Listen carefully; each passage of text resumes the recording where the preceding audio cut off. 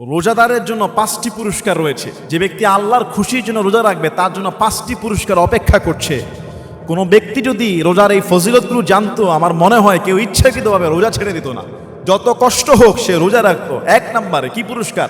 মান সামা রমাদানা ঈমানান ওয়া ইহতিসাবান গুফিরা লাহু মা তাকাদ্দামা মিন যামবিহি। রাসূল সাল্লাল্লাহু আলাইহি ওয়াসাল্লাম তিনি বলেছেন, সওয়াবের আশায় ঈমানের সঙ্গে যে ব্যক্তি রোজা রাখবে, আমার আল্লাহ তার জিন্দেগির সব গুনাহগুলো মাফ করে দেয়। সুবহানাল্লাহ। 1 নম্বরে তার গুনাহগুলো মাফ। 2 নম্বরে হাদিসের মধ্যে আসছে প্রত্যেক নেক আমল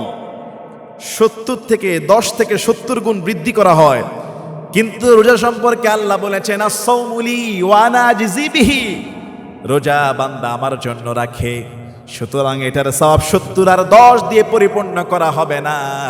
কিয়ামতের দিন রোজাদারের প্রতিদান আমি আল্লাহ নিজ হাতে বান্দাকে দান করে দিব। সুবহানাল্লাহ। নিজ হাতে আল্লাহ বান্দাকে রোজার প্রতিদান দান করবে।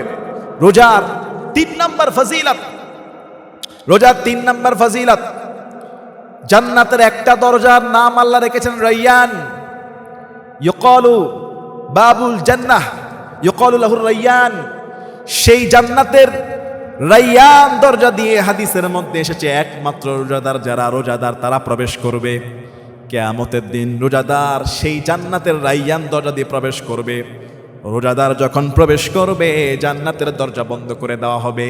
সুবহানাল্লাহ। তাহলে 3 নম্বর রোজাদারের জন্য রায়্যান দরজা।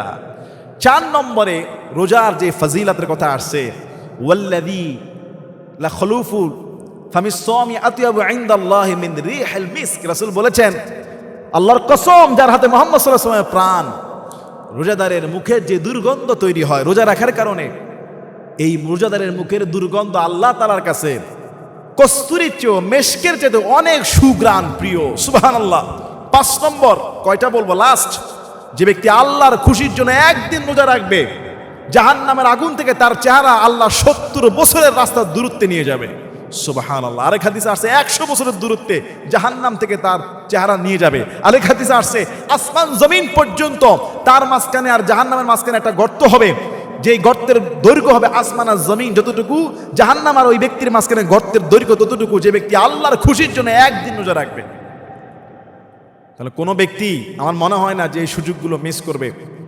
রোজা অবস্থায় আল্লাহ আমাদের সবাইকে বুঝার এবং আমল করার তৌফিক দান করুন, আল্লাহুম্মা আমিন। যারা ইচ্ছাকৃতভাবে রোজা রাখে না তাদের জন্য যে ভয়াবহ শাস্তি অপেক্ষা করছে, যদি সে সেই শাস্তির কথা জানতো, আমার মনে হয় জীবনে কোনোদিন সে রোজা ছেড়ে দিত না। ভয়াবহ শাস্তি। রাসূল সাল্লাল্লাহু আলাইহি ওয়াসাল্লাম তিনি স্বপ্নে দেখলেন তাকে 2 জন ব্যক্তি উঠিয়ে নিয়ে যাচ্ছেন একটা পাহাড়ের উপরে। রাসূল বলছেন যে আমি এই পাহাড়ের উপরে উঠতে পারবো না, আমার কষ্ট হচ্ছে। ওই 2 জন বলল, আসুন আপনাকে আমরা সহযোগিতা করছি, আপনার জন্য সহজ হয়ে যাবে। আল্লাহ রাসূল সাল্লাল্লাহু আলাইহি ওয়াসাল্লাম সেই পাহাড়ের উপরে উঠলেন। উঠার পরে তিনি চিৎকার চেঁচামেচি শুনলেন। রাসূল বললেন, কাদের এই আওয়াজ, কারা এত কষ্টে আছে? রাসূল স্বপ্নে দেখছেন।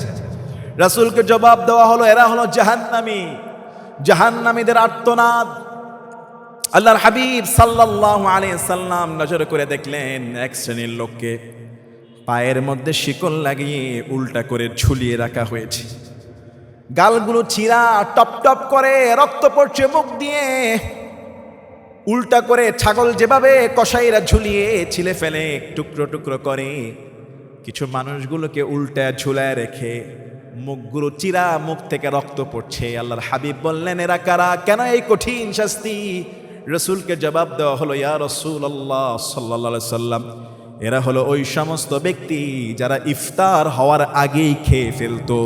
আল্লাহ, ইফতারের সময়ের আগেই যারা রোজা ভেঙে ফেলতো, খেয়ে ফেলতো। ইফতারের আগে খেলে যদি এই কঠিন শাস্তি হয়, রোজা না রাখলে কি কঠিন শাস্তি। ইচ্ছাকৃতভাবে যদি কেউ রোজা ভাঙে, রোজা না রাখে, সে মুরতাদ হয়ে গেল, ইসলামের রোকন রোজাকে অস্বীকার করলো, তার প্রতি শরীয়তের হদ কায়েম হয়ে যাবে। যদি কেউ ইচ্ছাকৃতভাবে একটা রোজা না রাখে, সারা জীবন রোজা রাখলে ওই একটা রোজার জরিমানা, এই একটা রোজার ঘাটতি পূর্ণ হবে না। এজন্য আসুন, অনেকে মহাব্বত করে ছোট ছোট বাচ্চাদেরকে রোজা রাখতে দেয় না, বালেগ হয়ে গেছে বলে ছোট বাচ্চা, রোজা রাখার অভ্যাস গঠন করুন, রোজা রাখি। আল্লাহ আমাদের সবাইকে রোজা রাখার তৌফিক দান করুন, আল্লাহুম্মা আমিন। এক ভাই প্রশ্ন করেছেন, হুজুর সাহারির শেষ সময় কতক্ষণ থাকে? আমরা অনেক সময় ফজরের আজান পর্যন্ত খেয়েই আমরা অনেক সময় ফজরের আজান পর্যন্ত খাবার গ্রহণ করি, আবার অনেক সময় ফজরের আজান শেষ হওয়া পর্যন্ত অনেকে খায়। তাহলে কি রোজা হবে? আসলে সুন্দর একটা প্রশ্ন। এখনও কিছু গ্রামগঞ্জে আমরা দেখি যে সাহারির শেষ সময় নিয়ে অনেকের আমাদের অসতর্কতা আছে। সাহারির শেষ সময় কখন, এটা কিন্তু রমাদানের যে সূচি ক্যালেন্ডার সেখানে কিন্তু স্পষ্ট বলা থাকে। আমরা অনেকে অপেক্ষা করি কি মুয়াজ্জিন সাহেব এখনও আজান দেয়নি, তার মানে মনে হয় সাহারির এখনও সময় আছে। আপনি মনে রাখবেন ম্যাক্সিমাম মসজিদে সাহারির সময় শেষ হওয়ার 2-3 মিনিট 5 মিনিট পরে আজান হয়, সাথে সাথে কিন্তু কেউ আজান দেয় না। আবার অনেকে মনে করে কি আজান হয়েছে তো কি হয়েছে, আজানের শেষ পর্যন্ত খায়। আপনার রোজা কিন্তু হবে না। আপনাকে মিনিমাম এতটুকু ইলম অর্জন করতে হবে যে সাহারির শেষ সময় কয়টায়। মনে করুন 4:35 সাহারির শেষ সময়, আর মসজিদে আজান হলো 4:40 ফজরের, আপনি তখনও খাচ্ছেন। আবার আজান শেষ হওয়া পর্যন্ত আপনি পানি খাচ্ছেন, আপনার রোজা হবে না, আপনার ওই রোজাটা বাদ, কাজা করতে হবে। আপনি অনেকে আছে কি সাহারির আগে মুখে পান নিয়ে শুয়ে থাকে, ঘুমায় থাকে, একটু ঘুম লেগে যায়, ফজরের আজানের 10 মিনিট পরে উঠে দেখে সেই পান মুখে রস গিলে ফেলেছে, ঘুমের মধ্যে পান চাবিয়েছে, তার রোজা ভেঙে যাবে। আল্লাহ আমাদের সবাইকে বুঝার এবং আমল করার তৌফিক দান করুন।